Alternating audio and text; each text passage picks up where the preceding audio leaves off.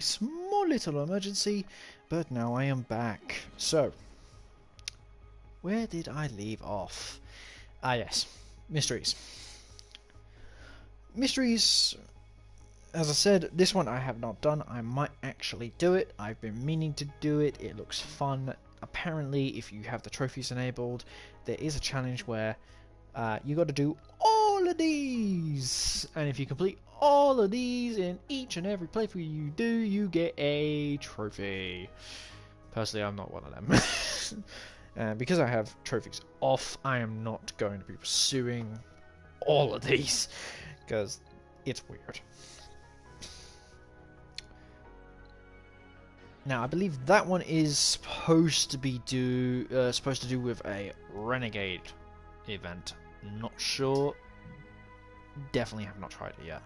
Same with wildfire. I have not tried it yet. But I will say this: pray to God that if you get the wildfire one, you better be ready, because they don't. They ain't. They to quote my American friends, they don't mess around, Bubba. They do not mess around. But yeah.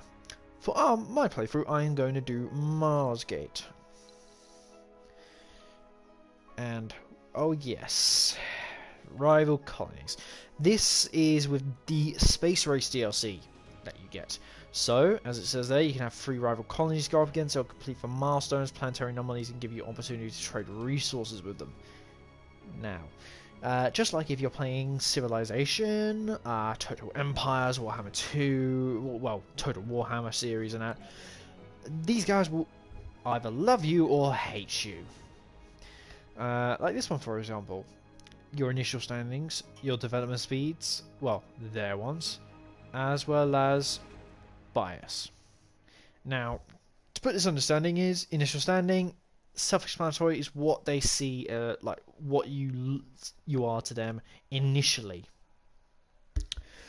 Development speed is basically their development speed compared to yours. So International Mars Mission, they're very relaxed, unlike others. The bias is basically what are they different, like what's different, what trying to figure this out actually. How do I make it a bit easier to explain? It's basically whatever you do, they're gonna judge you. To put it simply. So there are different expansion. There's like different development speeds. There's relaxed, there is normal, and there is expansive. Expansive basically means, dear God, they go really quickly. So good luck. Normal is, well, meh, normal. And yeah, of course they do offer different stuff as well. Good one. Here we go. Japan is a good one. If you noticed why Paradox Interactive is blacked out, is because the fact is we are that sponsor, so they won't. So you can't use them as a trading. I know it sucks. I don't know whether to put.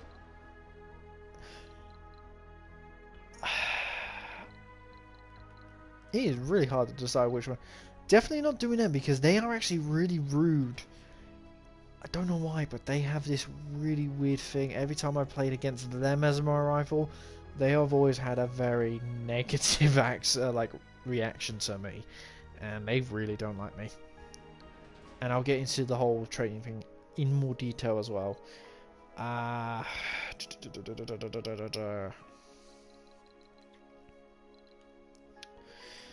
You know what? Let us do you guys first. Let us go with oh, woo! Bless me. Apologies. And before you react in the comments, no, I do not have the coronavirus. I am just meh. I did walk through my garden, and I did smell some flowers. They were nice flowers, but to be honest, pollen. Fucking hate it. Apologies for my nose.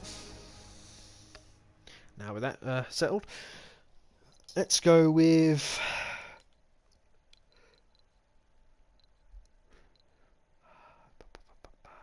You know what? Let's go with Europe. I could always deal with the French. Or unless they try to attack me, then they'll probably do an opposite.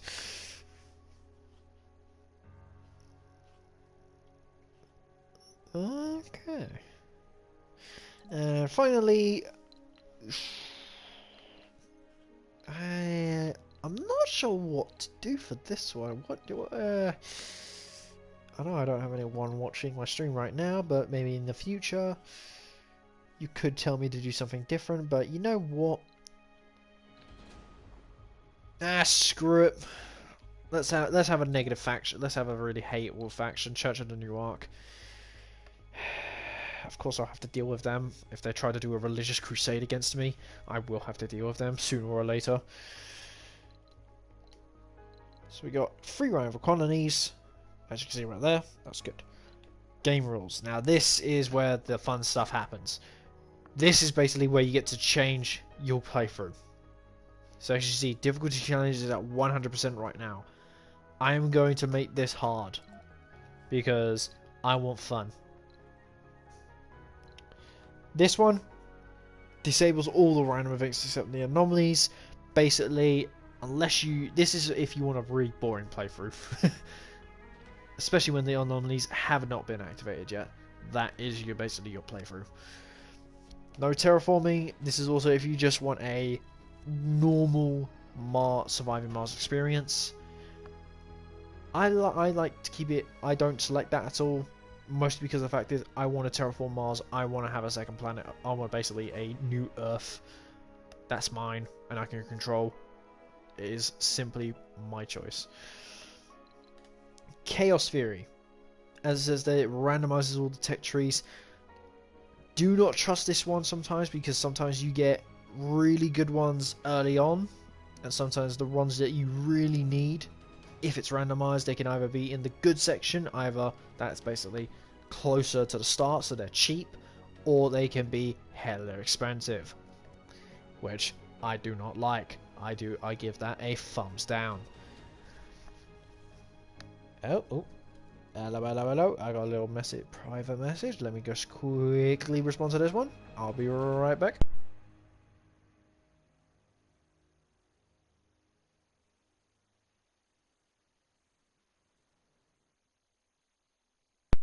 And I have returned my voice. So, anyway, continuing on. Prefab colony. Very, very self-explanatory. Gives you just a couple of free prefab buildings necessary for the smallest colony ever possible. I never go for this because I want to build. I like building. It is not... Well, basically, it's a person's prerogative to select these. I'm going to select the ones that I want to select because screw you, game! Easy maintenance. Yes. This is good if you want a sandbox experience, because basically they never malfunction. However, you will have to deal with the very, very dumb message of building malfunction, building malfunction, building malfunction. Now, even though they say buildings never malfunction due to lack of maintenance, it does not mean they will never malfunction due to events. For if an event does happen, they will malfunction. So be prepared. Easy research. This basically adds that much research every day. And if you notice, trophies are disabled. Pretty much, it's going to be like that for most of them. Mostly because the fact is, I have the setup as custom. This is a sandbox experience, so you will never get trophies, and I like this. So, endless supply, yes. This is where if you want to cheat a little bit and sort of give yourself some extra stuff, this is a good one to choose. However, if you're a trophy hunter, I recommend to disable this one. You can keep that on. Definitely disable that one. And disable that and that. So essentially you get this. This becomes very hard. However, It does. And notice, by the way, on the difficulty challenge, if I select over certain types, notice the difficulty goes up in just a tiny little bit. Just a tiny bit. But for this one, we will re-enable all of these guys. Iron Colonists, I like having this one. This is good. It basically just means they don't kill themselves because they go insane. I really don't want that. As it says, it disables all disasters. However, you notice it's incompatible with Armageddon Twister, Dust in the Wind, and Winter is Coming. Yes, that is a reference to Game of Thrones. If you've seen it, congratulations. I have not seen all of it, so never spoil it for anyone. And be generally logical and actually, like, be very careful what you say. So I will not select that one. I will select this one though. Give me that money. I always want money. My money. Tech fields. Now this one I like. Tech variety.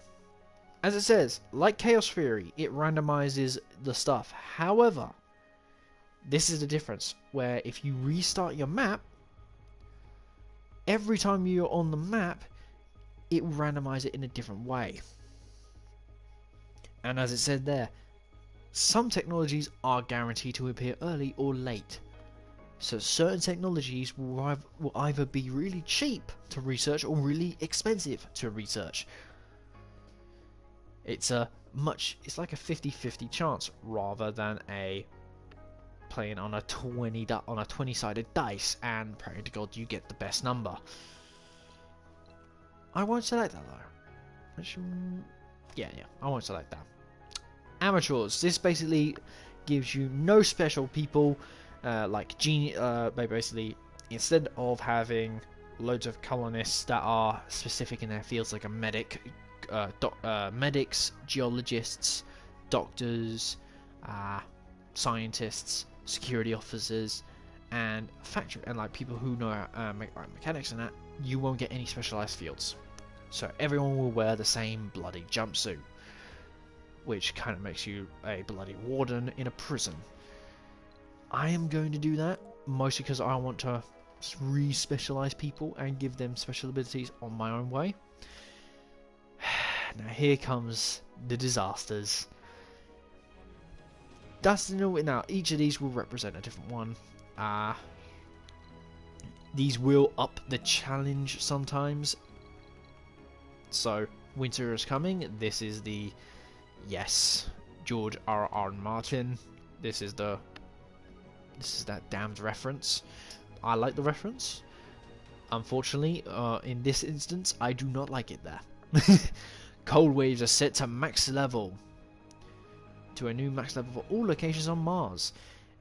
Cold waves increase per consumption. Oh god. This is really bad if you do not have a certain item research early on in game, because if you're trying to get on water, this will stop you dead in your tracks, as well as any building that you have that's exposed to a cold wave that has not been heated basically doubles its power requirements and makes powering stuff with solar arrays and wind turbines very, very annoying.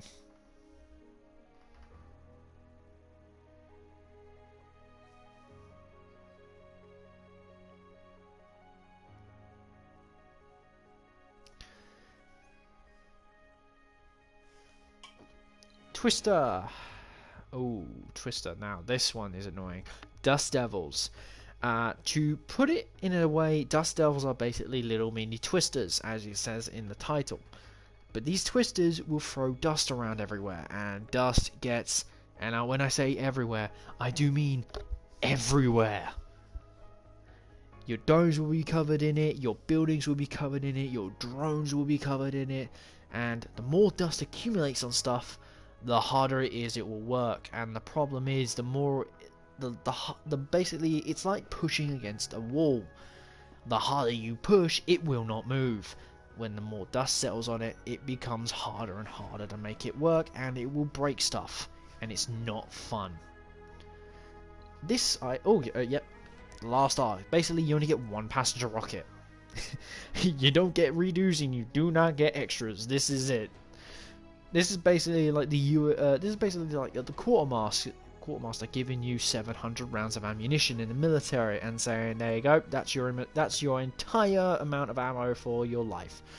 Good luck. Rebel Yell. This is the one where you need. If you want to activate this, you're basically praying to God where you're going to have a lot of issues in your colony, especially if you want it to become East London. And if you understand that reference, good, congratulations. I am clapping. Yes. Long Ride. This one is annoying.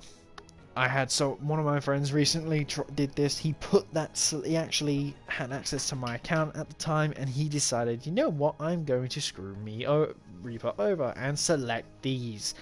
And so what I didn't realize was he selected everything that was not incompatible with certain items, which made basically I had Armageddon, Dust in the Wind, Hunger, which is really bad. Well, I mean, it's good if you can't, you don't get basically food from your rockets. However, that means you can't order it either.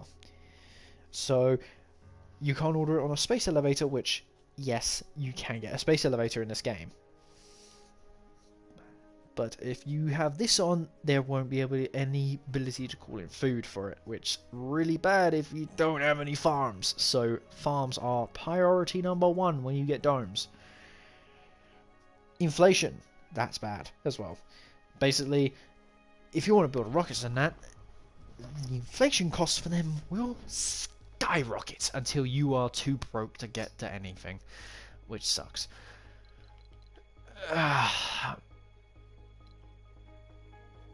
Do I really want... I've got to do this, don't I? I'm going to hate myself, but screw it. We are going for this. Meteor. Oh, God. Yeah. Dust in the Wind. Dust Storms. This basically is like a Twister, except this is gigantic and it covers the entire map. Which, for reference, Cold Waves cover the entire map. Dust in the Wind covers the entire map. Armageddon. Random meteor strikes on every single part of the map. So when I say dear God and pray to God, I do mean that, because meteors can destroy everything. If you are not careful and you do not have the right items research, you can lose everything to a single meteor. I've had this happen to me on multiple occasions, even when I didn't have this thing selected. So you have been warned, and just like in real life, Mars does get meteor strikes. Although very rare nowadays that you do see it, they do happen. And unlike the moon, where the craters remain, you can cover the craters up or let the craters get covered over by the natural dust storms. Except the fact is, if you, as I said, you haven't got any adequate protection, you can lose a lot. And I've had, to put it in perspective, I had a massive dome city made, and one day, whilst dealing with a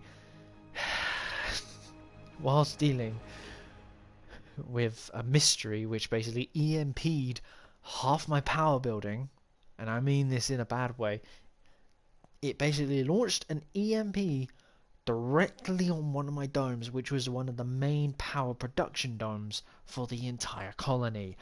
And so, because I only had one dome of power generators operating at overtime, they couldn't supply power to everything, and I had a lot of stuff built at that time. So of course, all the meteor defense systems deactivated at the worst possible moment, just as a meteor storm came into play. And lo and behold, the main production for my colony's food supply gets immediately destroyed by 4 meteors. And because of the defense system being offline, there was nothing to stop them from demolishing the domes and everything inside them. And I did lose, unfortunately, I did lose a fair few colonists who were either working or transitioning from dome to from that dome specifically to another dome, or heading home. It was a very bad day for my colony, and in the end, my colony died because, thanks to that, the entire dome's network system failed because I had no food, and then immediately afterwards, because of low power, I did not have enough power to set all my defenses on, and so another dome was hit, which, lo and behold, to my surprise, was the second of the 2 power domes. So to put this in reference, I lost all power, I lost 3 domes, and I lost the entire colony.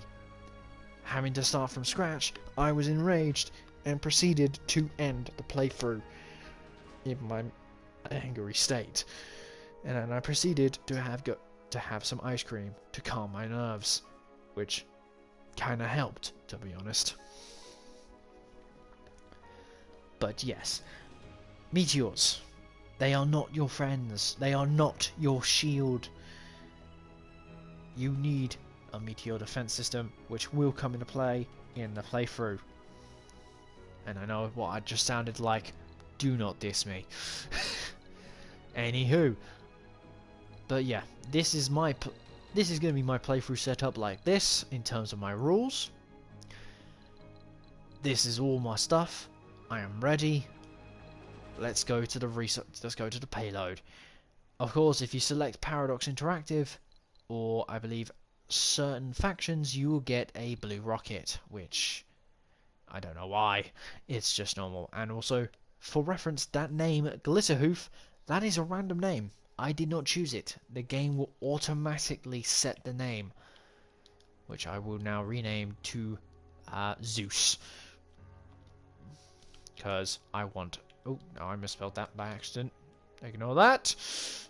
Zeus #1, because yes, I want my first rocket to be known as Zeus. Oh. Okay. Now this is going to be your payload system. This is where you choose what you're going to have in the things, and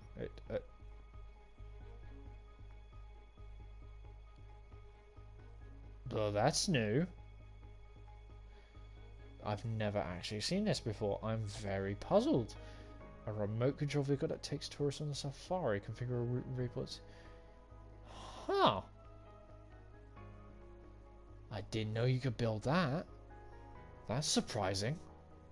I'll have to look into this I'll have to look into this in further detail when we get into the game. But let's have a look at some prefabricated buildings. This is your drone hub. This is going to be the very first building you will ever build in the game. This basically is a central network system for all drones that are built. When you build drones, this is one of the buildings you can sign them to. And this has a total of 20 slots for drones, so you can have a lot of drones. However, if you're wondering, but Reaper, what are those 2 weird objects on the side of the building? Well, thank you for asking that question, and I shall answer it right now. Those are the drone charging ports, which allow drones to be charged when they're low on power. They will literally waltz up to them, those pods, which will rotate. Those pads will rotate depending on where they are, and the drone will just jump onto it. And if you can barely see it on that little photo, but I'll show you in more detail, is a little 2 little metallic pipes. Basically, the drone will grab onto them and charge its batteries from them.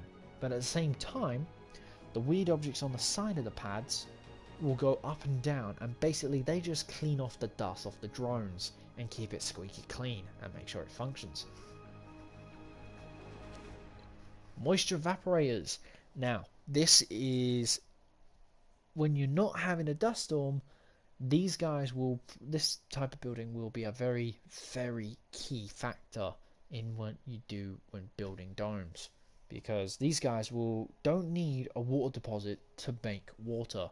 They will literally collect water from the atmosphere, even when there's no atmosphere, which Sounds unusual. Yes, I said it. Please, I will go into detail. And as it says there, if it's near other evaporators, the production will be lowered significantly. Personally, I don't care. I have increased production, so I'm fine with that. Basically cancels the whole drawback out. Oh. Fuel refineries.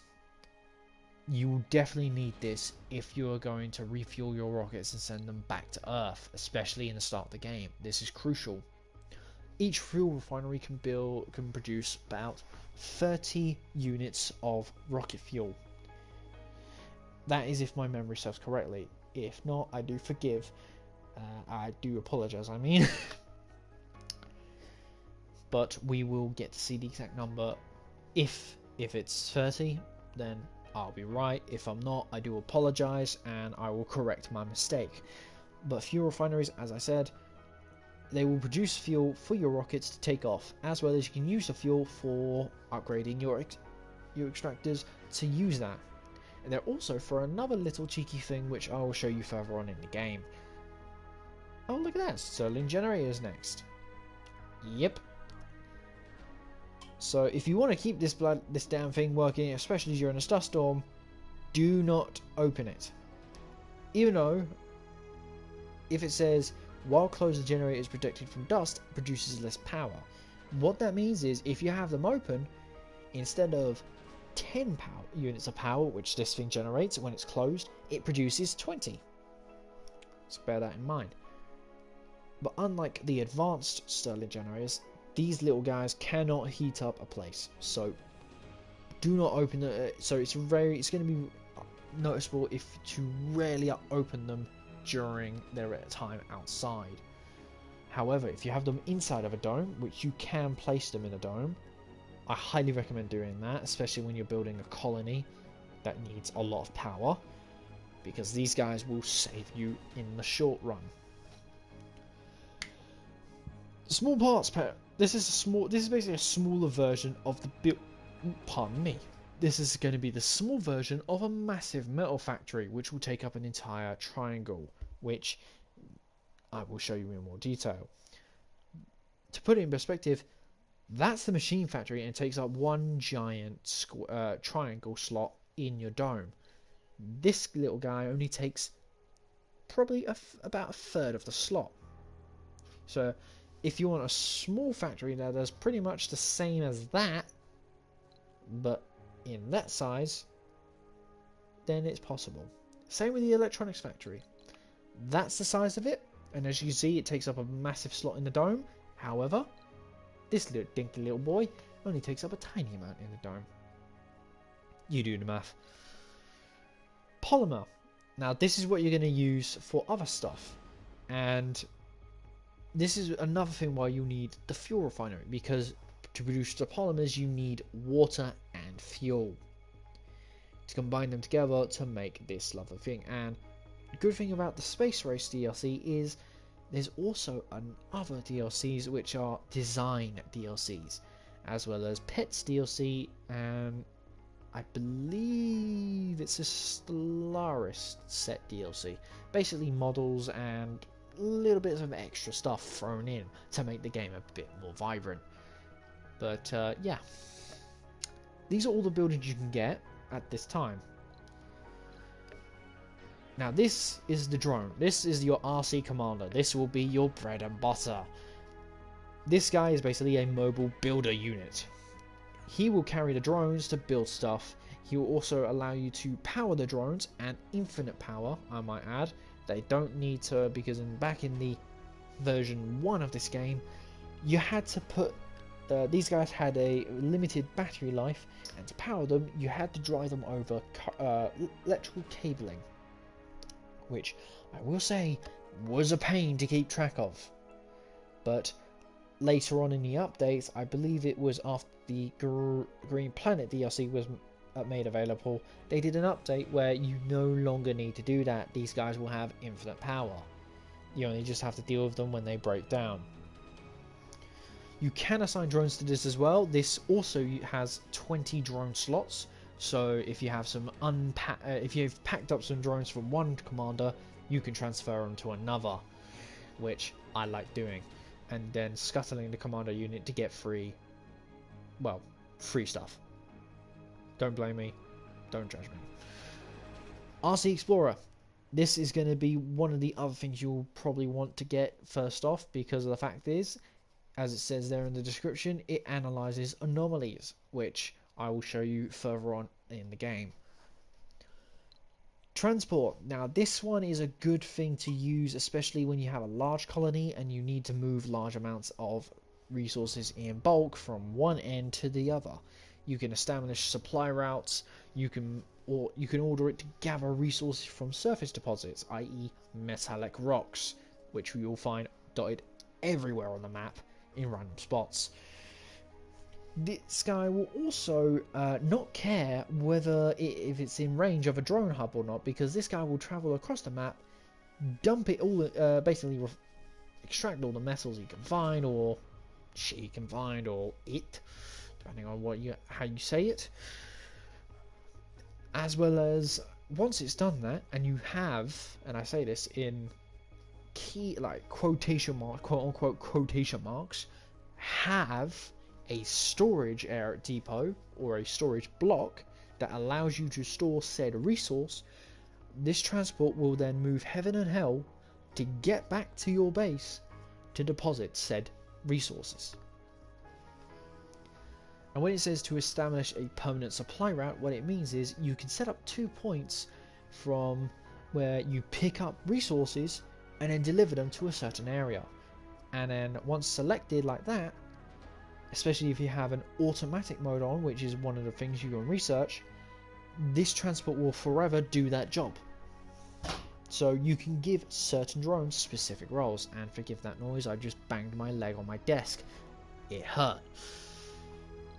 RC Safari, this is the first I've seen it before, and this is unusual, but it's interesting. And drones, these are another part of your bread and butter. Automatic robotic controlled unit controlled by the drone hubs, the rockets, and the RC commanders. These guys will gather very tiny amounts of resources, construct buildings, and they are repair drones as well, so they're good. Now, starting off with your resources, I mean concrete. This guy, this is a resource that is basic, and you definitely need to construct everything out of, because everything and anything will require concrete at some point in its lifetime.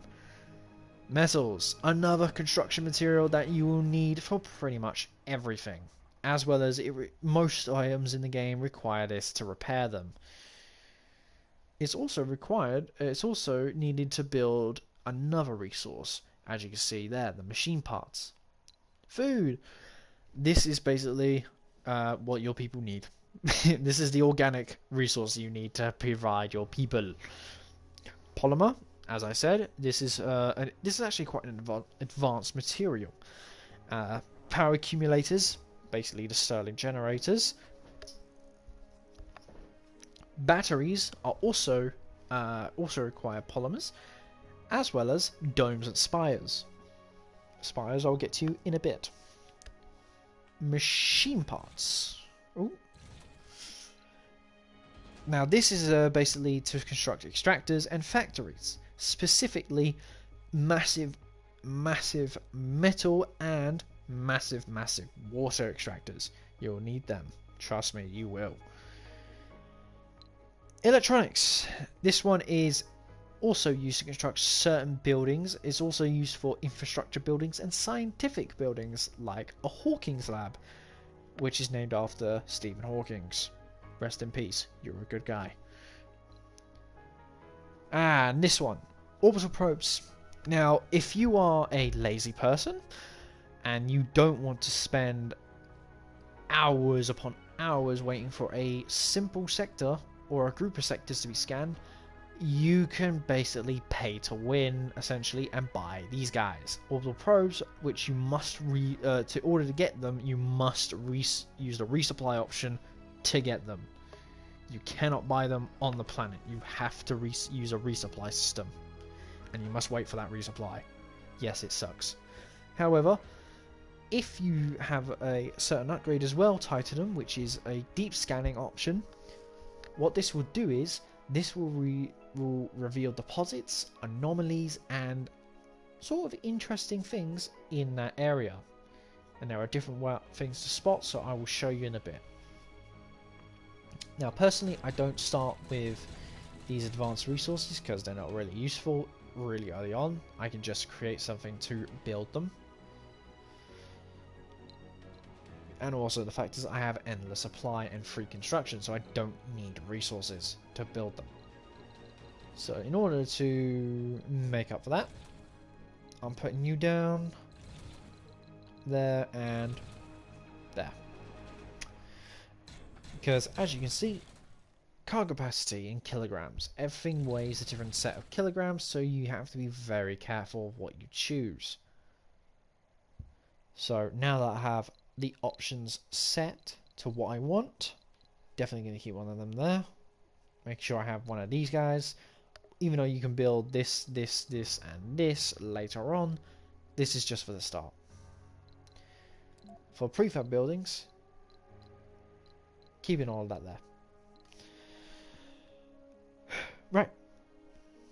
If nothing else is done, we will now go to next, which this is the part where you get to choose where you want to go. And if you're wondering, wait a minute, Reaper, are you able to build on the massive volcanoes? Yes. Yes, you can. However, if you do, as it says there in the topography, it can either be relatively flat, steep, or rough. And as you can see in the bottoms, the threats are maximum. So wherever I go, this will be the maximum. Lovely.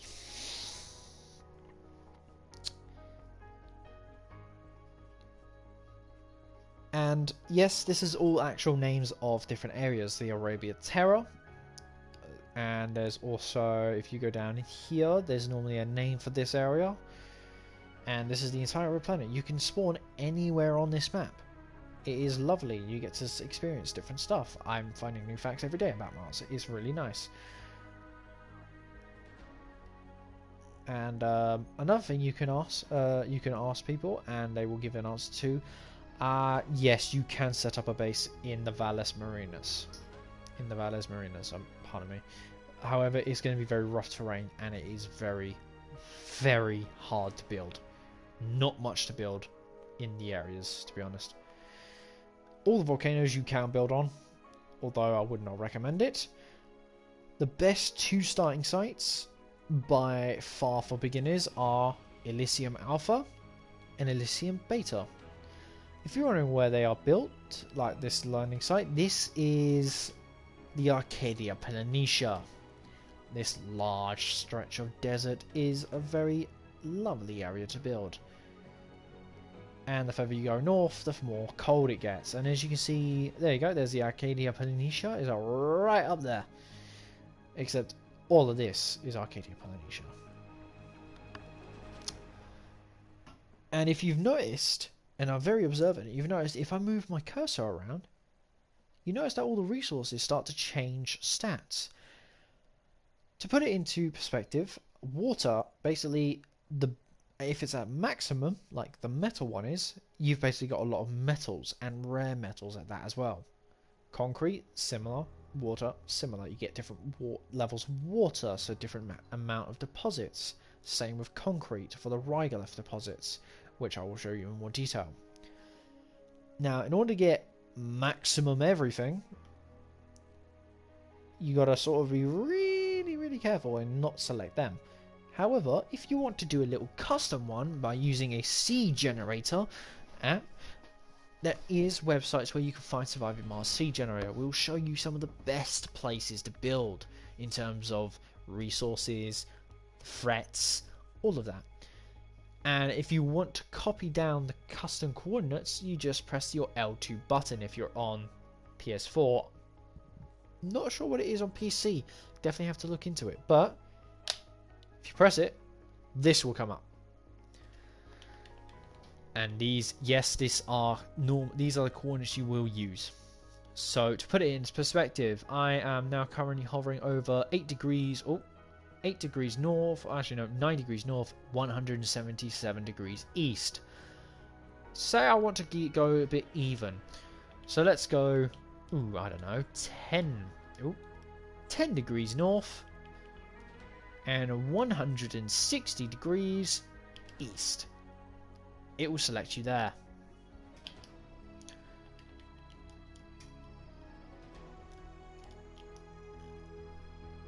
And notice all the metals in that change as well.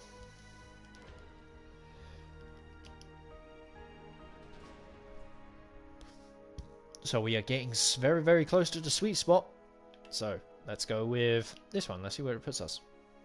Oh, that puts us right there. What about there? You know what? This is probably as best as we're going to get. So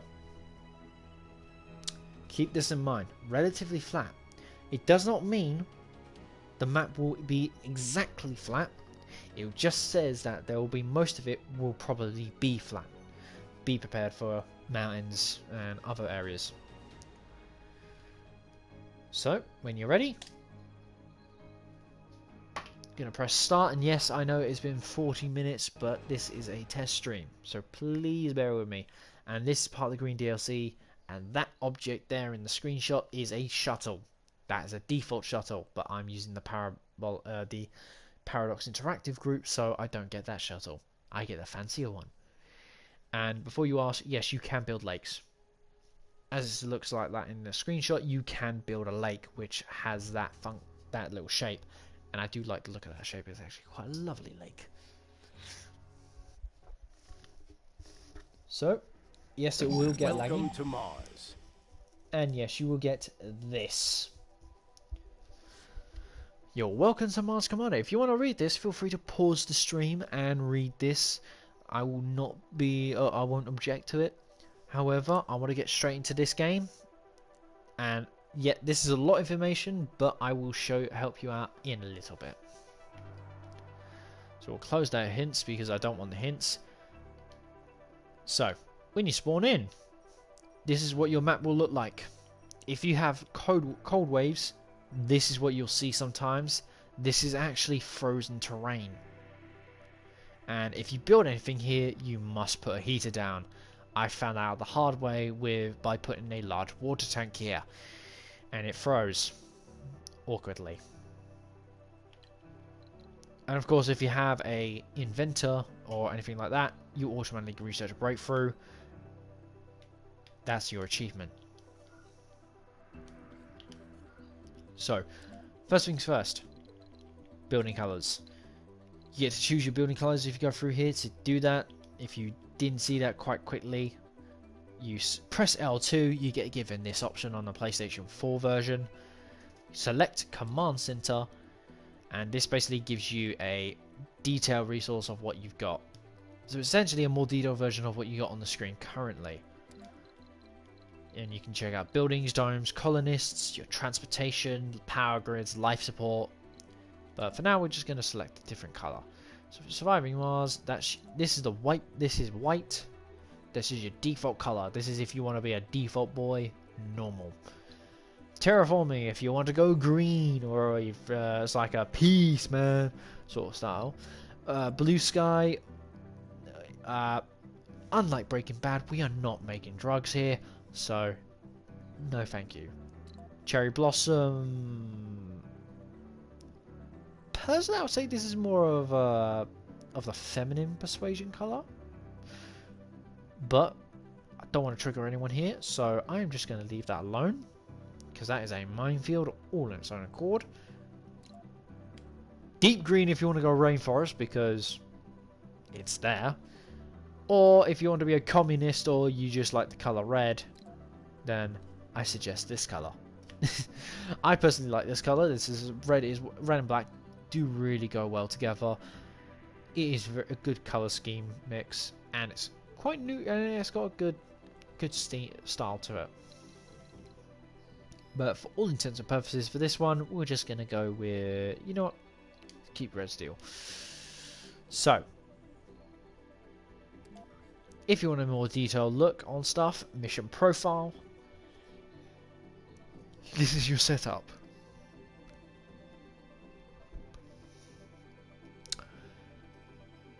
Now these are your mission goals. Now, if you have rival factions, if you actually don't research breakthrough technologies in time, or you don't get a colonist by Sol 15, you don't get certain rewards, which are, for example, free supply pods, jumper shuttle, new rocket, 10,000 research, 3 million. Yeah, you can get that stuff.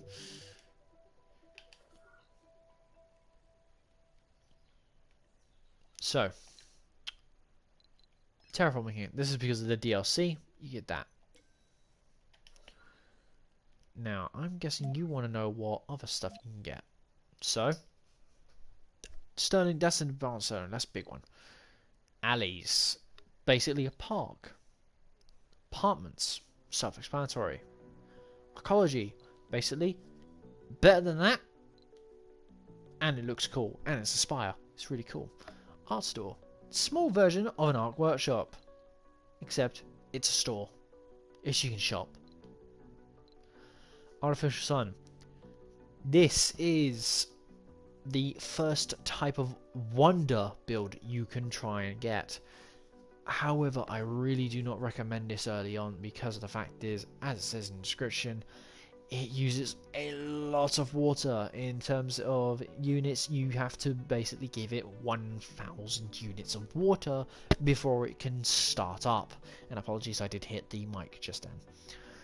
Within a small surrounding though, you can actually build a few solar panels, which will, once activated, it can provide a lot of power.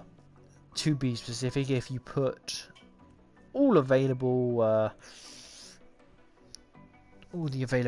space full of solar panels, apart from where the pipes will go and of course power leads will go and that, then essentially you have non-stop solar energy, which is roughly about between 4,000 and 5,000 units of power. And yes, that is actually quite a lot of power.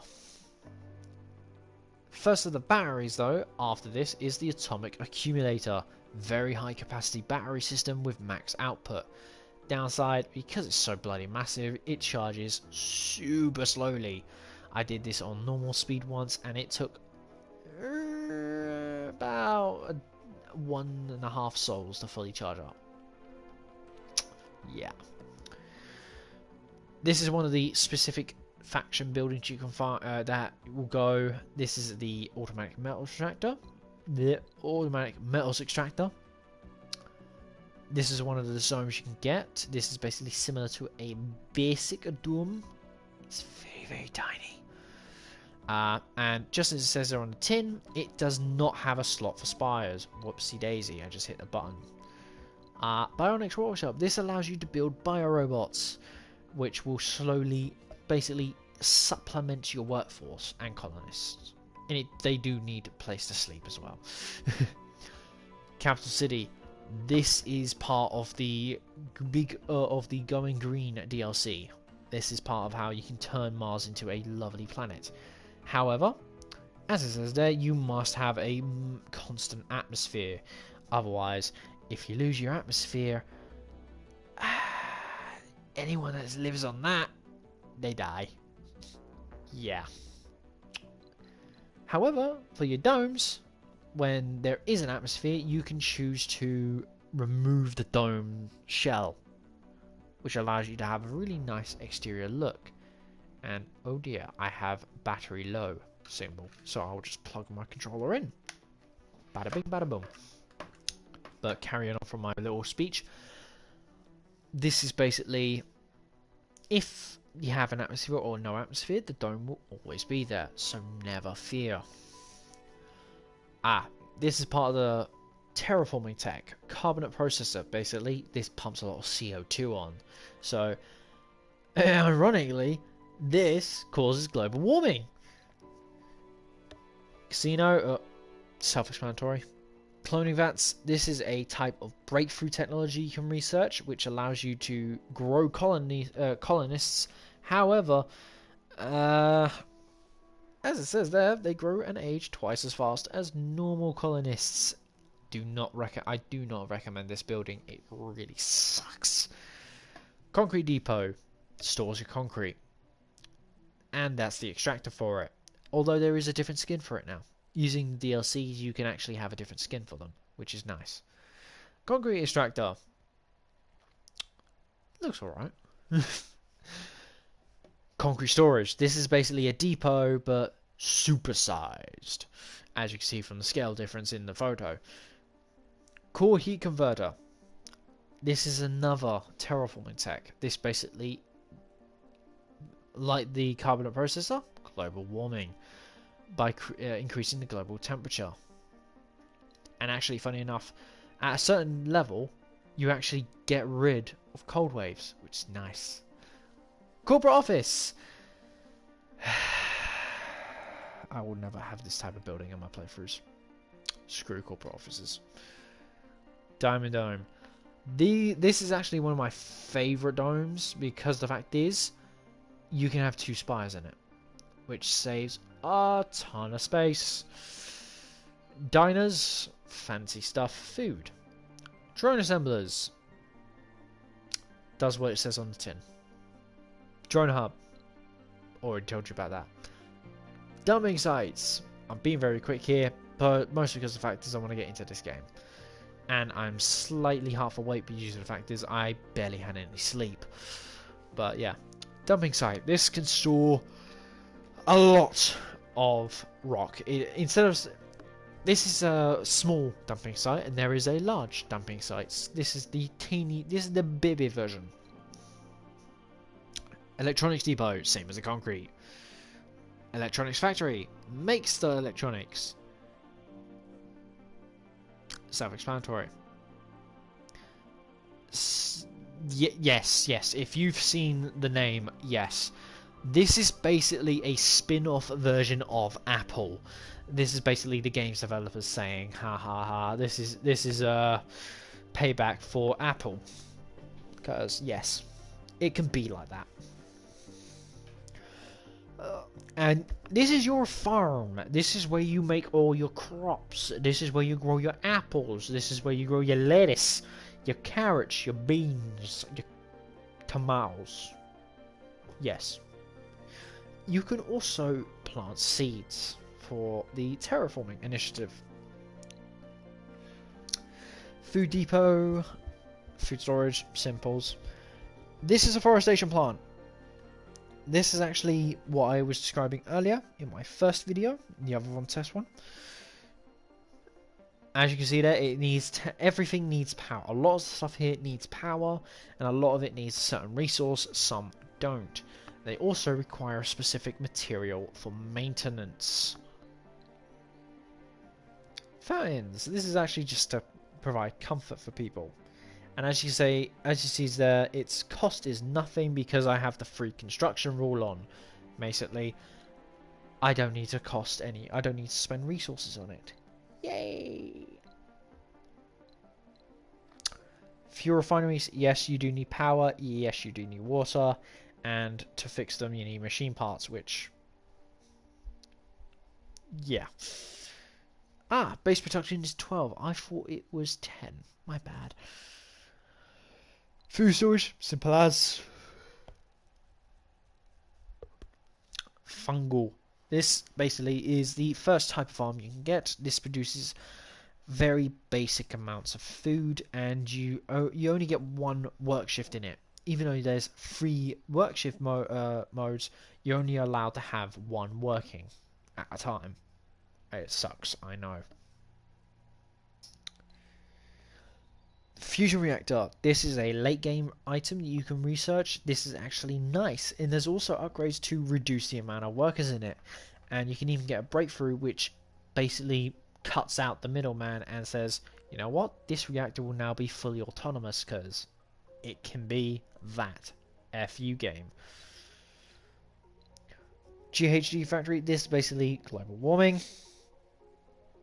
This essentially reduces the greenhouse gases, which improve the atmosphere and global temperature. And as it says there, it has significantly boosted terraforming effect at low temperatures. Yay! This is a building I have unlocked. Game developer. Yay! Garden. Self-explanatory. As I said, many of this is self-explanatory. This is another wonder structure. Basically a slice of Earth. This is basically a mega dome, except you cannot build in the around the dead center bit. Even though you have a space for a spire, you don't have any space for anything else in that central section. Grocers, basically, a good way to think about it, this is a baby Tesco's or a Sainsbury's or Marks and Spencer's or whatever. I don't care. I'm a Londoner. Get used to it. Hanging Gardens, another spire structure. Very nice to have. It's quite peaceful. Hawkins Institute. This is one of the really better looking research buildings, as well as it's a fancy one. Lakes, part of the terraforming system, which allow to improve the water on the planet as well as soil quality. Because when you have this down, especially when the temperatures go up and that, the soil quality in the immediate area is actually increased significantly. And it allows trees to grow there, so it's nice. Hydroponics. Good to build. This is actually quite good to build in domes, as it reduces the amount of oxygen people need because it produces oxygen. So the requirement from your MOXIEs, which are basically your atmospheric processes, are less of a hassle to strain on. Infirmaries. Basically your mini doctor client. This is your little clinics that allow you to treat people with boo-boos and cuts and bruises and whatever. And also coronavirus. Jumper shuttle. This is what I get. This is basically a shuttle hub, except this is the jumper shuttle, which is the nice fancy version. Normal jumper shuttles will look different than this. Lake. Self-explanatory. Landing pad. This is what you need. This is basically a really good thing to have after your first rocket touchdown, because once you build that, nothing's going to get covered in dust when your rockets keep taking off and land. It's really good and beneficial. Large garden. Self-explanatory. Large lake. Meh. Oxygen tank. This is so if you have the option, you can build these. I highly recommend you build these, especially if you are producing oxygen at significant quantities and you don't want to waste all that wasted production. If you build a bunch of these in a massive grid system, you are allowed, basically you have a buffer. So if you lose the ability to produce oxygen, this will save your buttocks. It has done so for me many times. Large solar panels. These are very big. They are very useful. However, as it says there, they close during dust storms because they can't produce during the dust storm because there ain't no sunlight during the dust storms. And when they're turned off, when they close, they will get less dust gathering on them, which is decent. Water tanks, same as the oxygen tank. This will save you during dust storms, especially when your evaporators do not work and you already have a large amount of water stored in a precautionary measure. And as they say, they do not work during cold waves, because during a cold wave, water plus low temperatures below zero equals ice, and you do not want that. To counter this, you'll need a specific type of building, which will be in the encyclopedia. This is a power production building, large wind turbine. Downside to this, you cannot rotate it. It is stuck at in one direction, not the band One Direction. I meant the actual direction itself. Do not just go into that topic, okay? But yeah, it's a massive version of a wind turbine, as you see in the images. And you do get and as it says there, if you put it on a really high section of the map, you do get a power boost out of it, which ain't bad. Living context. This is basically your peasants live. And because I'm British, I like to say peasants a lot. It is funny. This is another version of the living quarters. This is basically a posh version of that. That's where peasants live. That's where normal people live. Get used to it. This is a new building. I've discovered this recently. This is a Logi. This amusement park is actually quite a nice thing to have in a like a dome. It basically helps your people relax and it doesn't make them go completely and utterly insane. Logi Lab. This is a external building. This is a building specific to Europe. This definitely need this if you're going to have a colony. Especially if you're like me and you've selected Armageddon rule, which allows the meteor threat level to be at the maximum. This has saved my bacon more times than one, and it's very good. And pardon me, just because it says it has a short cooldown between shots does not mean you do this in the screenshot. It's good to have a bunch of these all connected to a massive power source, especially if you put them in a massive circular motion, because they can cover large amounts of ground, and if one doesn't target an asteroid, the other ones can sufficiently target them if they're cross-mapped into each other's fields.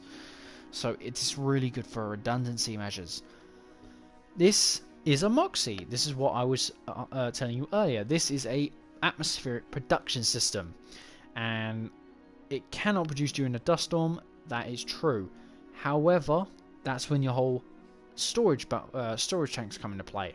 It's good to have redundancy measures of that kind, because especially during dust storms, they can last up to roughly 3 sols, which I have experienced before.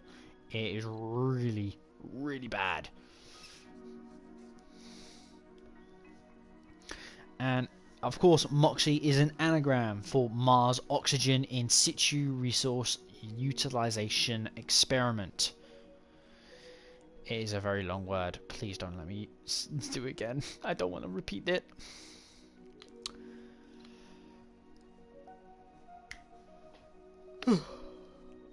Pardon me, I'm very tired. Apologies.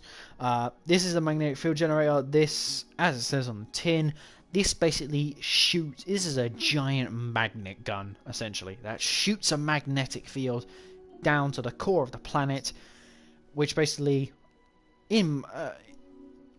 actually, funny enough, IRL, Mars has a solid core. Now, because of that, it hasn't got the ability to have a magnetic field, which in turn protects the surface of the planet from solar radiation. I know we're getting all sciencey up in here. This is all fancy. Yes, I am, because I'm a Londoner. Yes, I know about some of this stuff because I've learnt it in school. No, I am not a geek, and no, I'm not a posh boy. Do not refer to me as a posh boy. I may be a stereotypical Brit sometimes, but I am not bloody posh. If you want posh people, go to central London. Well, parts of central London, i.e. Westminster. Yeah. Anywho. But yeah, this is basically a magnet gun, shoots the magnets. As a downside though, it can cause Marsquakes. If you don't know what a Marsquake is, it's basically an earthquake, but Mars. Very easy to know. And Marsquakes do like to screw around with your buildings, and they will destroy them. It is not fun, because then you have to repair them every so often. Mars University, this will allow this is basically anyone that hasn't got a specialization can learn one. And it's really good to have, especially have at least 2 to 4 of them roughly in a massive colony. If you have the space for 4 of them, it's a good idea to have. I always have 2 as a fail-safe measure, 1 on each side of the colony, so that way you have fair amount of equality. And you can select different traits, so you can select, say you're running low on security officers and you have a lot of scientists, you can swap those perks around. So instead of having a scientist, you can get more security officers, or you can select auto mode, which basically randomly gives anyone a random specification, no matter who they are, what they look like, or what gender they are. The game will just use a random algorithm and go, right, you get security officer, you get security officer, you get medic, you get scientist, you get geologist, you get this, you get that. That's easy. Medical center. This is basically a really big version of a infirmary. Basically, it's bigger, you can treat more people in it, it's fancier. If you're a Londoner and you want to know a good comparison, take a tiny little pharmacy. That is your infirmary. If you want a medical centre, to put it in perspective, look for St Thomas's Hospital as a good reference. Medium dome. This is a dome which can have one spire building in, but you can also have up to 1, 2, 3, 4, 5, 1, 2, 3, 4, 6, 7, 8, 9, 10, 11, 12 big like massive buildings that fit in all those triangle spaces. It's good to remember that. Mega dome. This is one of my favourite domes as it is massive. So you can have one spire, you can have 6 in the middle, 6 buildings in the middle, or let's see here,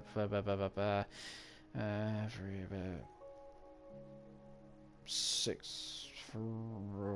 Too much math, especially when you're because I'm tired. I don't want to do any more math. Don't want the math. Screw math. At the moment, I'm just sort of like 50% awake, 50% asleep. I didn't have not a good sleep last night. I am barely. I think I've only had 2 hours sleep, possibly. Might end the stream soon because this is a good test. Mega Mall. That's the American specific building. Mega Malls. Fuck them. Not fuck America. No, I would not say that. I don't want the fucking CIA on my ass. I really don't. I'm a Brit. Even though they're allowed to work in this country, it really sucks. I really don't want to get captured by them. Please do not arrest me. I'm not a bloody terrorist. All right. If you want terrorists, go towards like China and that. They always like them. They always like terrorists. They're friendly with them. But anywho, this is the Mega Trigon Dome. This is a really weird, compact dome. This is if you're a cheapskate. Donald Trump, I'm looking at you. But yeah, if you want a really cheap dome and you don't want to cough up for the big domes, this is your alternative. I do not recommend them though. Metals, metal extractor. Pretty easy. Metal refinery. That is an exterior dome. That is also specific to Brazil, I think. Methinks. Or India. Microdome. This is the Bubby Dome. Unfortunately, it cannot host a spire, unlike others. The Mohole Mine. This is another wonder structure. This is... Let's see here. We have the Artificial Sun. We have the Geospate Dome. This is the Mohole. There is also Project Morpheus. There is also the Omega Telescope. I love that one. It's my favorite. If it's it'll be on here on the lower part of the encyclopedia, which I will describe better. So yeah, Artificial Sun, Geoscape Dome, Omega Telescope, Mohole Mine. Am I missing anything? Ah, yes, the extractor. Giant extractor. No, extractor. What is it called again? Not extractor. Excavator. Excavator. That is the other one. But yeah, Mohole Mine. This is good because this will constantly produce metals, rare metals, and waste rock. That's just infinite. As well as, you can upgrade them. They do cost a lot, though, to upgrade them in specific parts. However, it is worth it because they increase every upgrade increases production by 50%. So with the first upgrade, instead of 50 metals you get 100 metals every soul. And instead of 20 rare metals you get with the upgrade, you get 40. Yes. You basically do it 3 times, so that gives you, in math equation wise, to basically put it simply, a lot of metal, a lot of rare metal, and a lot of waste rock. However, the drawback is it will also increase production, increase power consumption as a drawback. So keep that in mind. All upgrades will cost you some drawbacks in the process, but sometimes the rewards are better than the bad side, than the cons. Moisture evaporator, I've explained that already, easy to remember. Network node, this is another spire building. This is if you want a research specific dome and you want something to basically be the hub for that research dome, this is like the Goldilocks item you need. This will basically increase the productivity of your research buildings. Specifically, a good way to do it is if you have a mega dome and surround the network node spire with just Hawking Institutes. My god, there will be so, and if you have the numbers to fill them all at least one shift each, you will have tons of research, at least over 10k research per soul, which is very useful to have. Nursery, this is for all your children that you're gonna have in their dorms. They're basically gonna be living there. They ain't living with their parents. Parents are like, no, you're staying with the other children. Get out.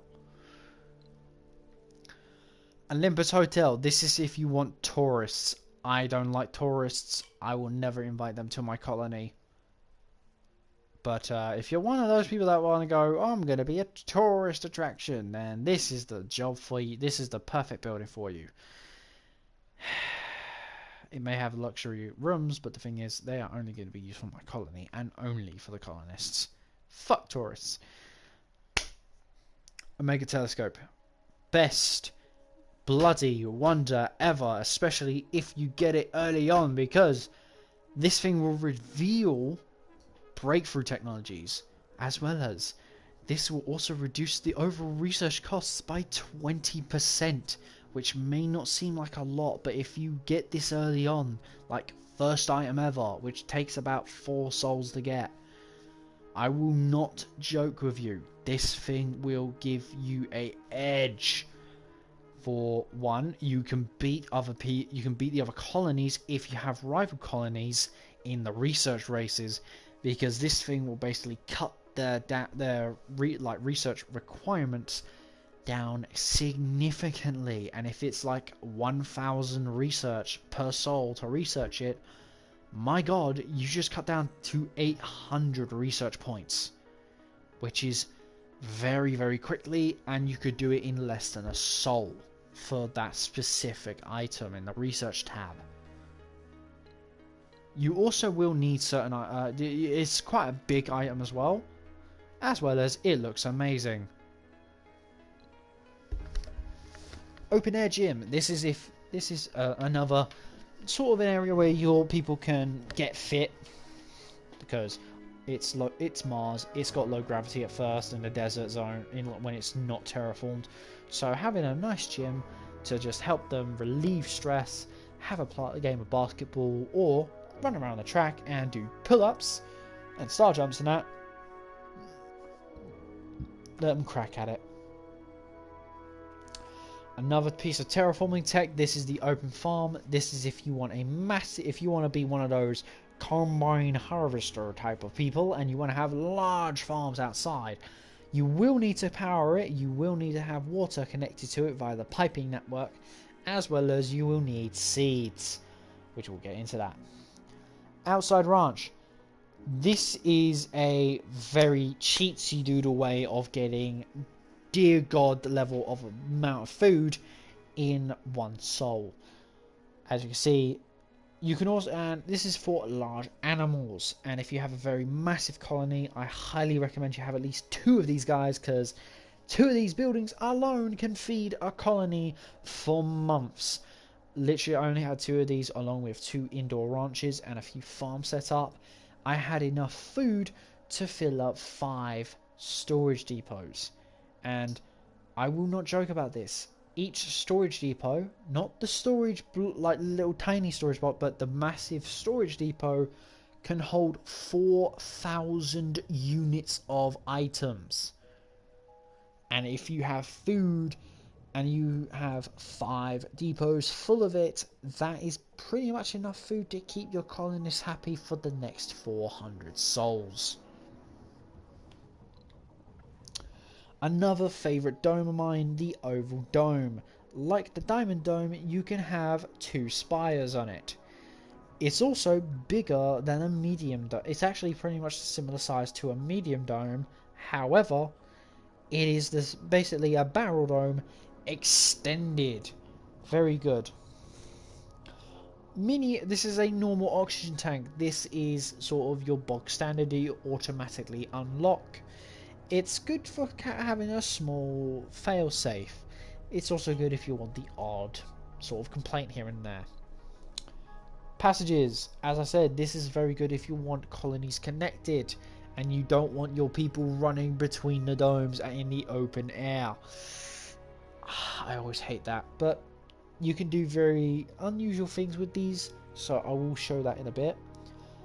Passage ramps. This is basically if you have a giant colony and you have certain things in the inside sections of the colony, like in the between all the passages, and you need to get your drones in and out, and you want to have your RC commanders and that driving around supplying shit everywhere, and your RC transports, then passage ramps will be very, very useful, especially over and for reasons being, you can only build them over passages. You cannot build them anywhere else, hence the name.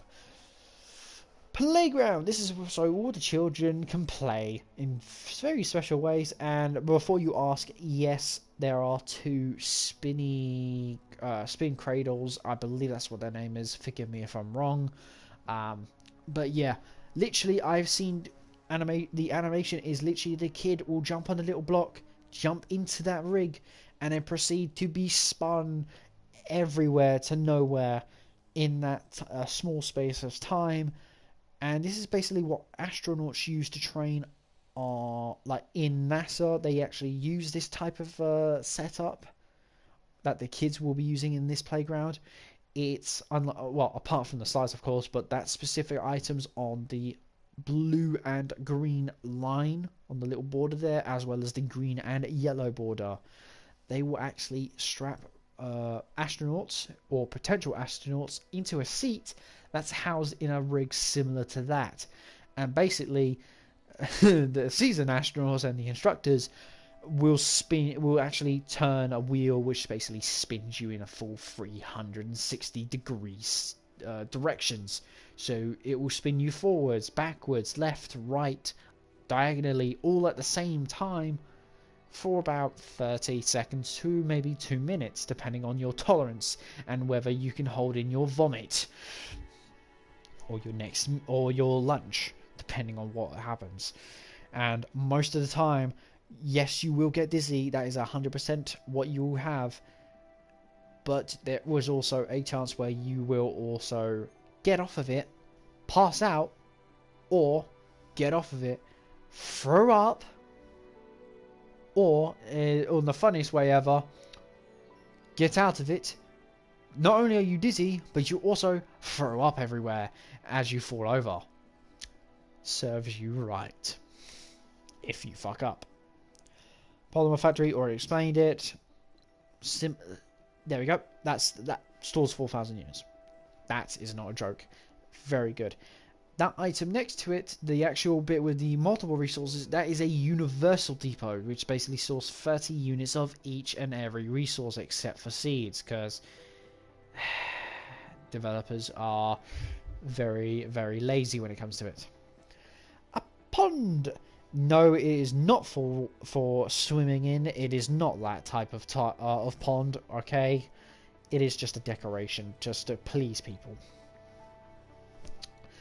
Power accumulator, basically a basic version of a battery. Project Morpheus. Here we go. That is one of the other.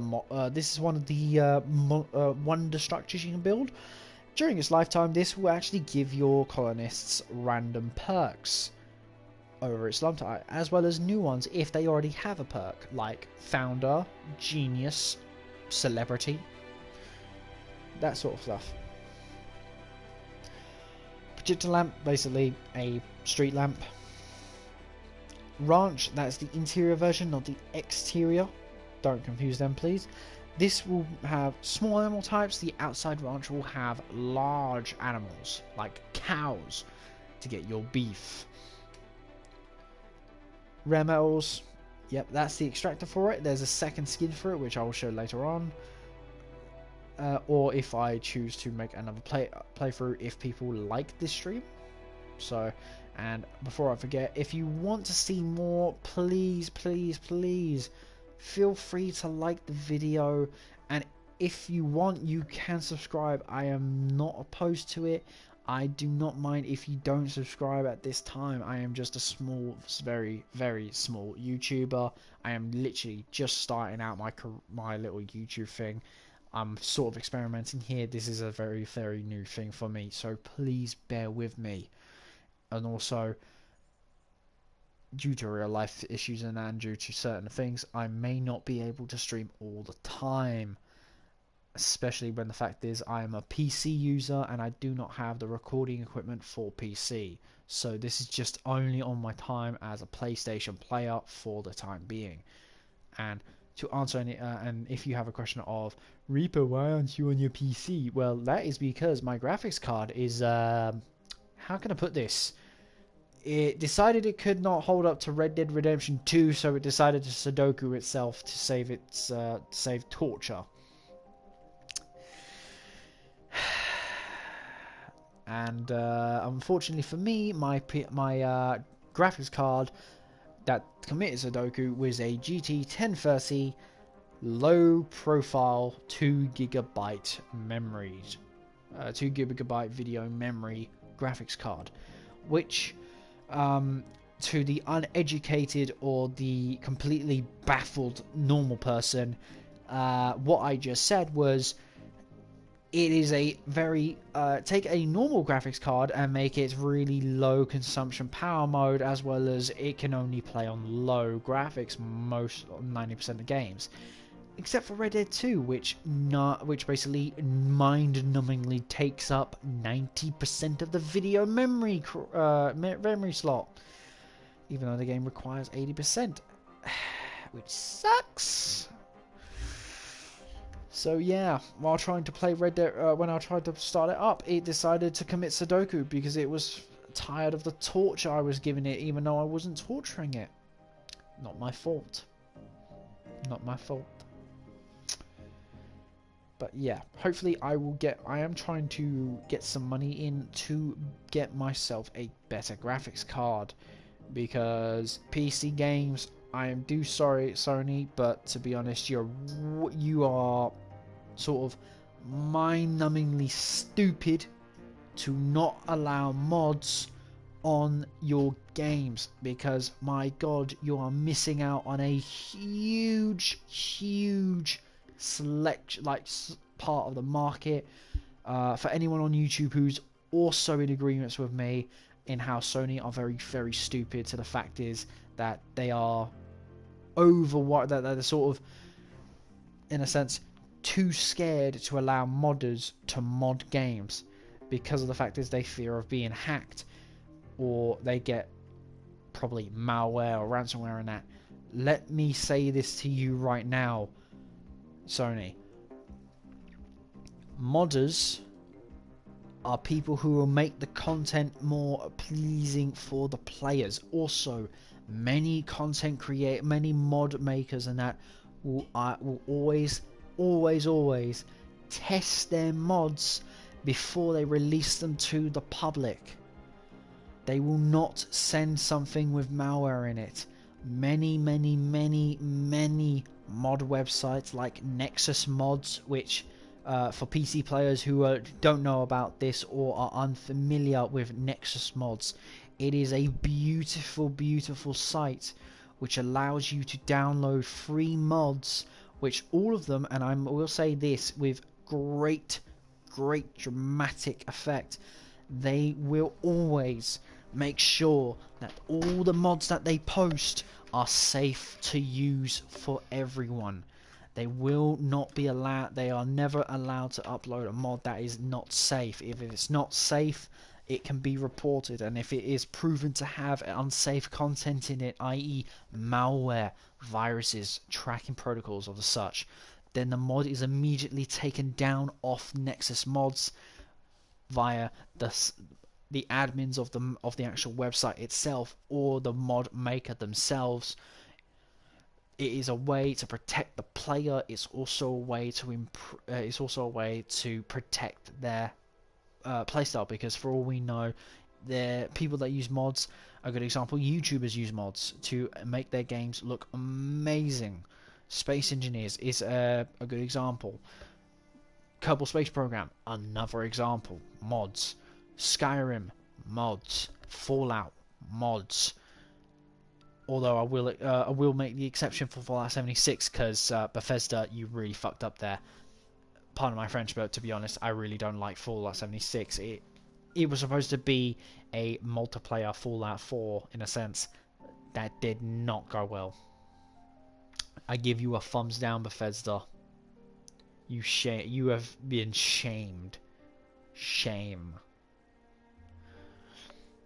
Fallout 4, on the other hand, I have no objections for the PC version because I can mod the hell out of it and I love it. Mostly because of the fact is I have a mod where I can shut Preston up. Goddamn Preston Garvey, do not. For those of you who play Fallout 4 and know about the struggle of Preston Garvey, thank you for understanding my pain, and thank you for understanding the so good satisfaction of shutting him up. I shall forever never be able to hear the "another settlement needs your help," because I always hated him for that. I really do. Right. But yeah, other mods. Nexus Mods. Also, if you are over the age of 18, which most viewers should be in this video, in this stream, if you aren't over the age of 18, then please leave my videos, because I'm going to be posting content that is not for kids. This my channel is a strictly 16 and above sort of content, and if it's 18 plus, then you know what that means. You ain't getting near it. It also probably means that YouTube will demonetize the videos, which sucks. That's if I get more views than probably 10 viewers.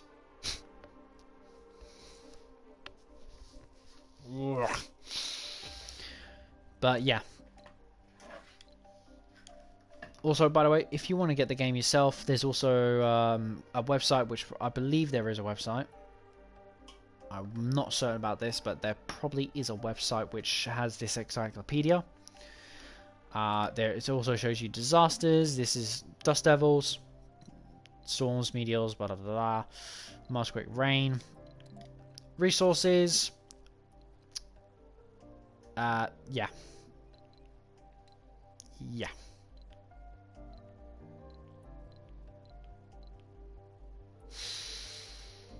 Oh yeah, you can also get polymers from these blocks. It's nice.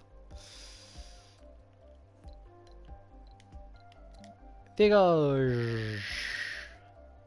Wastrome. That is the Wastrome. Looks weird, doesn't it? Commander, transport. That's the constructor. I know, it's unusual. Driller. Harvester. Generator. Oh, so that's what it looks like. Seeker, yeah. Explorer. Those are shadow. Yeah, that's normal shadow. That's what I got. Jumper shadow. Lovely. Safari.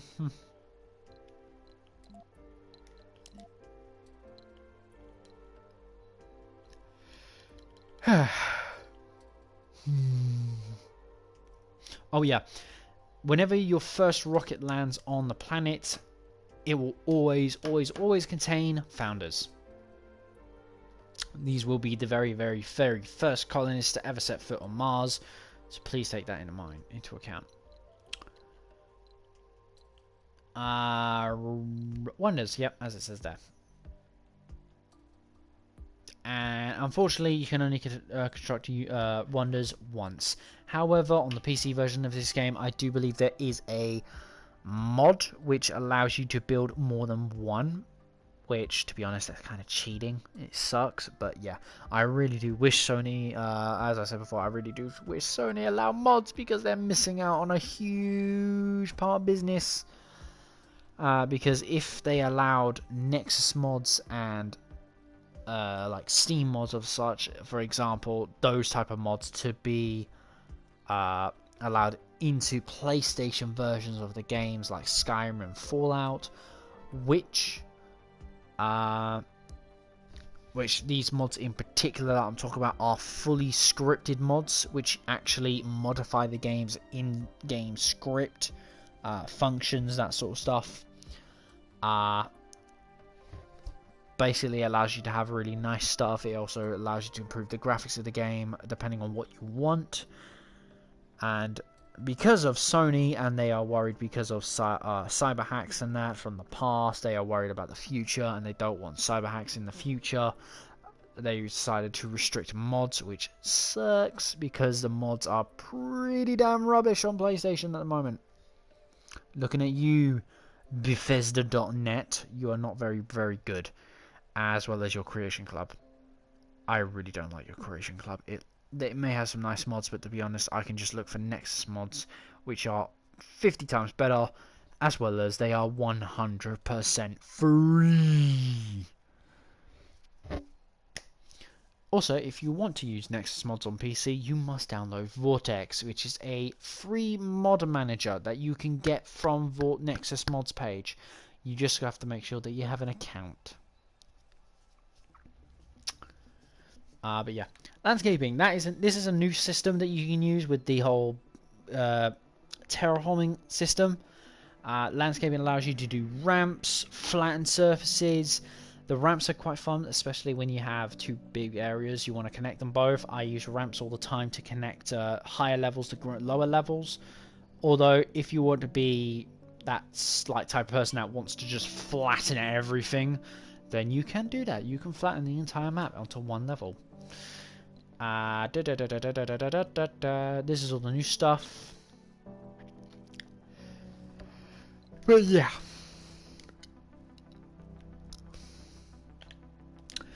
This is your research tree. Oh damn, I forgot about robotics. Damn, forgot about that. But yeah, this is your research. This is the 1, 2, 3, 4, 5, 6, 7. Yes, breakthroughs have their own tech tree, which is lovely. So because this is a test stream and I'm just screwing around here. Although I will say this, for a good way to build, always select decommission protocol first. This allows you to clear buildings. And next thing you want to research is autonomous sensors. Then drone hubs. But then again, you can remove these two and sort of do the switcheroo. Stirling generators. Definitely good if you want to have these more than solar panels. And let's see here. What do I want to queue up as well? Yes. Definitely putting that as well, because this will allow you to deep scan right off the bat. Very useful to have. And for my last one, the Omega telescope.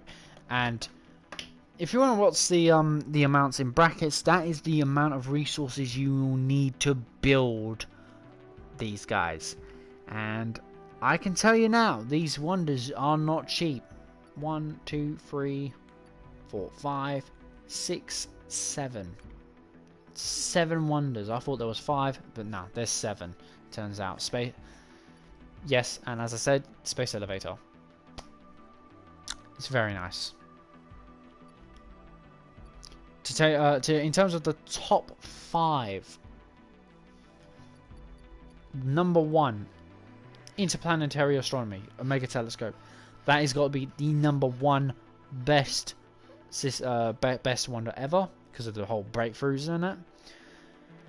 Second best, I would probably have to say space elevator, because you can export rare metals in that at a really good rate, as well as it is cheaper to get resources to Mars, and it'll be much easier to get rare metals off Mars, and it gives you a bit of a money boost in the process. Third best wonder, the Mohole Mine. Fourth best, I'm gonna have to say the Geoscape Dome, to be honest, because the fact is it's a dome. It allows you to have another dome that's unique. And finally, on the top 5 best, personally, personal wonders for myself, is Project Morpheus. I kind of put Artificial Summon the lowest, and Large Scale Excavation is right below Project Morpheus.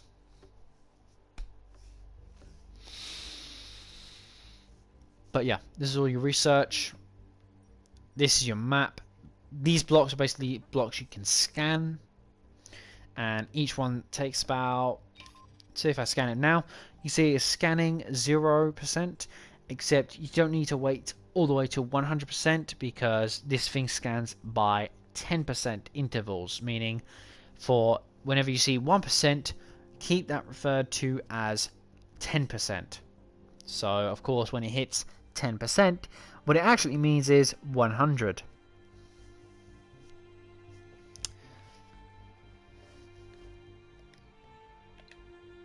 Oh, find water on Mars. That is nearly that's basically part of the whole rival trading system. Because another pad you can unlock, which is similar in size to the landing pad, is the trading pad. Yeah. And also, if you want to know what a Rigolith deposit is, where do we start off? Where was our starting position? Up here. If you want to know what a Rigolith deposit is, it is that. Rigolith rich terrain that can be processed into concrete.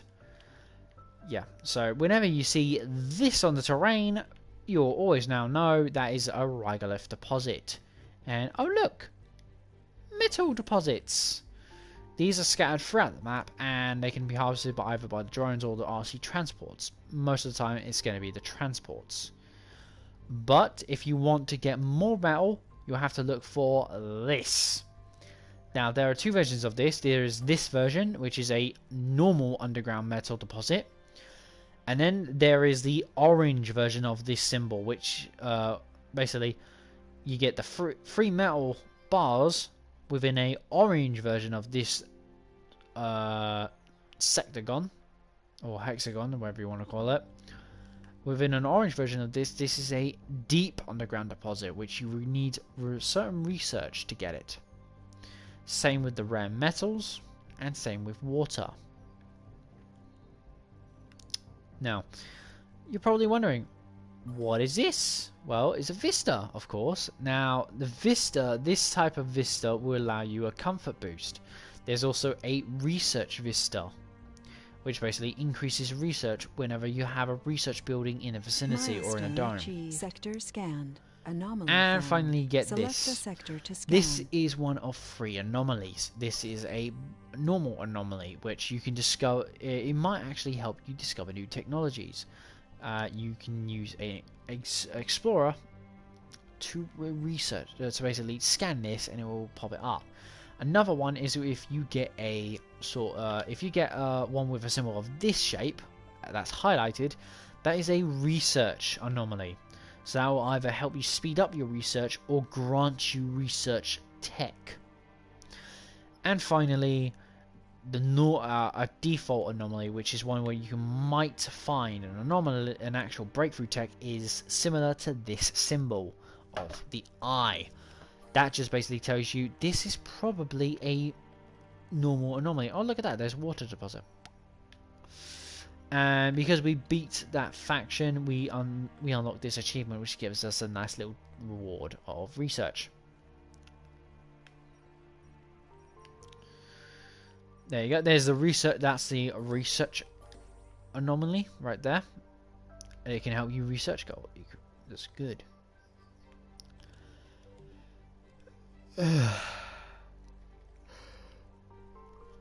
Pardon me.